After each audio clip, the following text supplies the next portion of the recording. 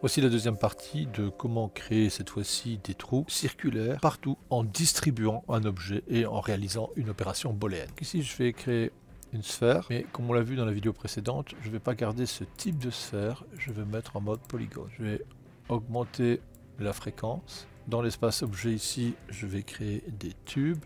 Ces tubes vont être en mode polygone. Je vais réduire le radius. C'est eux qui vont créer en fait les trous filaires ici, donc W pour qu'on puisse le voir, réduire la hauteur, qu'on le voit ici à l'intérieur. Maintenant ici, je vais faire un copy to point, tab copy to point. C'est le tube qui va être copié sur les points de la sphère. On regarde. Voici. Maintenant que la distribution est faite, on revient dans tube et on va demander un alignement par exemple sur Z. Et dans copy to point, vérifier si les deux options ici sont bien actives. Le tube, on va quitter le mode filaire. Voici le tube. Donc le tube, on va tout simplement maintenant l'ajuster à nouveau en termes de radius. Je vais mettre un end cap. Maintenant, je vais faire une opération booléenne. Tab booléenne. Donc on va faire une subtraction. On va cliquer d'abord sur la sphère. On va valider l'opération booléenne. Et puis je vais prendre l'objet copy to point.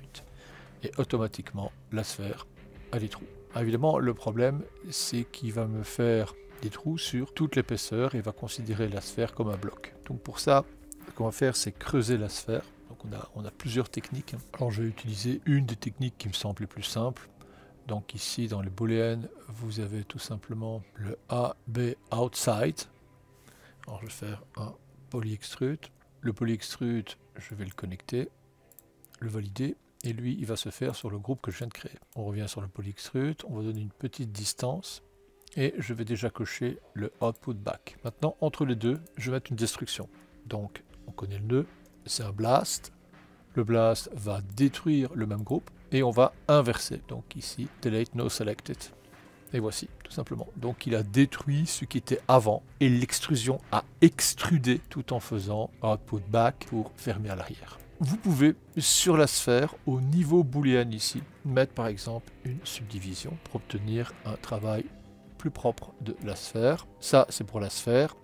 Et après la booléenne, on peut remettre une subdivision.